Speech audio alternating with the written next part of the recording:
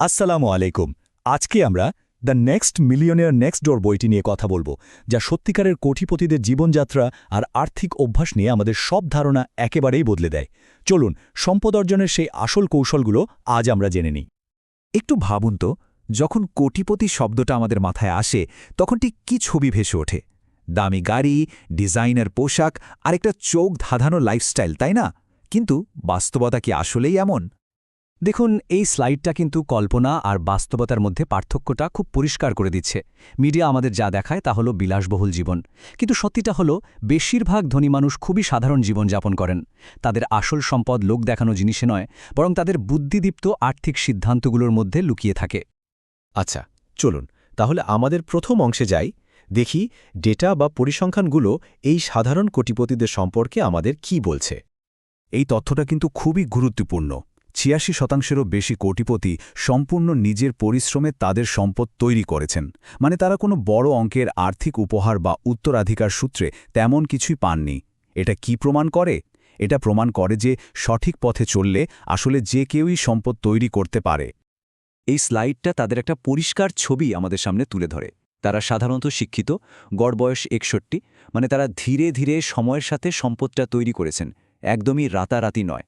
আর একটা ইন্টারেস্টিং ব্যাপার হলো ৮০%ই তাদের সাফল্যের পেছনে তাদের জীবনসঙ্গীর ভূমিকাকে অনেক বড় করে দেখেন। দেখুন, সম্পদ তৈরি করাটা কিন্তু শুধু সংখ্যার খেলা নয়। এর শুরুটা হয় একটা বিশেষ মানসিকতা বা মাইন্ডসেট দিয়ে। এই কথাটা কিন্তু অসাধারণ। মূল দর্শনটা খুব সুন্দরভাবে বলা হয়েছে এখানে। আপনি যদি টাকার দায়িত্ব ঠিকঠাকভাবে নেন, তাহলে ভবিষ্যতেও সেই টাকাই আপনার দেখভাল করবে। সম্পদ জমানোর জন্য এটা একটা প্রধান শর্ত। সুতরাং আসল ব্যাপারটা হলো ব্যালেন্স শিটের দিকে মনোযোগ দেওয়া, অর্থাৎ কার কি পরিমাণ সম্পদ আছে। শুধু আয়ের দিকে তাকালে হবে না। মানে দেখতে ধনী হওয়া আর আসলেই ধনী হওয়ার মধ্যে কিন্তু এটাই মূল পার্থক্য। এই মানসিকতার একেবারে মূলে রয়েছে নিয়ন্ত্রণ আর শৃঙ্খলা।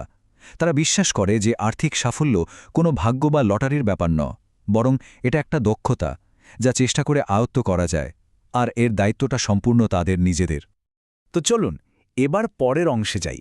দেখি যে এই মানসিকতাটা তাদের বাস্তব জীবনের খরচের অভ্যাসের ওপর কিভাবে প্রভাব ফেলে। এই সংখ্যাটা বেশ অবাক করার মতো, তাই না? কিন্তু এটাই সত্যি। এটা দেখায় যে কোটিপতিরা বিলাসবহুল স্টেটাসের চেয়ে গাড়ির নির্ভরযোগ্যতা এবং ভ্যালুকেই বেশি গুরুত্ব দেন। সোজা কথায় তারা বাহন খোঁজেন, বিজ্ঞাপন নয়। মিস্টার আরের এই ঘটনাটা কিন্তু খুব পরিষ্কারভাবে একটা জিনিস বুঝিয়ে দেয়। সেটা হলো সম্পদের বাহ্যিক প্রদর্শন প্রায়ই আমাদের ভুল পথে চালিত করে। এটা আসলে বেশি খরচের লক্ষণ, বেশি সম্পদের নয়। যারা সম্পদ দেখিয়ে বেড়ায় তাদের সম্পদ কিন্তু দিন শেষে কমতে থাকে। দেখুন, কোটিপতিরা বেশিরভাগ ক্ষেত্রেই গাড়ি কিনে ফেলেন, লিজ নেওয়ার পথে হাঁটেন না। তারা ওই অন্তহীন কিস্তির চক্র এড়িয়ে চলেন এবং দীর্ঘমেয়াদী মালিকানার দিকেই মনোযোগ দেন। বেশ, এখন আমরা সবচেয়ে গুরুত্বপূর্ণ অংশে চলে এসেছি। চলুন এবার এমন কিছু কার্যকরী পদক্ষেপ নিয়ে কথা বলি, যা আজ থেকেই যে কেউ শুরু করতে পারে। এই পদক্ষেপগুলো কিন্তু খুব একটা জটিল নয়, তবে এর জন্য দরকার ধারাবাহিকতা আর শৃঙ্খলা। আর এই দুটো গুণই কিন্তু সাধারণ মানুষ আর সম্পদশালী মানুষদের মধ্যে আসল পার্থক্যটা গড়ে দেয়। তাহলে এই পুরো আলোচনা থেকে আমরা সবচেয়ে গুরুত্বপূর্ণ কোন শিক্ষাটা নিতে পারি? এই মূলনীতিগুলো আমাদের একটা কথাই বারবার মনে করিয়ে দেয়, যে সম্পদ তৈরি করা একটা ইচ্ছাকৃত প্রক্রিয়া। এটা রাতারাতি হয় না, বরং প্রতিদিনের ছোট ছোট স্মার্ট সিদ্ধান্তের মাধ্যমে এটা অর্জন করতে হয়। মনে রাখবেন, আপনার আর্থিক ভবিষ্যৎ কিন্তু কোনো ভাগ্যের খেলা নয়, এটা আপনার সিদ্ধান্তের ফসল। আজকের একটা ছোট ভালো সিদ্ধান্তই আপনার আগামীকালের আর্থিক স্বাধীনতার ভিত্তি করে তুলবে। আরও বিস্তারিত জানতে বইটি পড়তে পারেন এবং এই ধরনের আরও বিশ্লেষণের জন্য আমাদের চ্যানেলটি অবশ্যই সাবস্ক্রাইব করুন।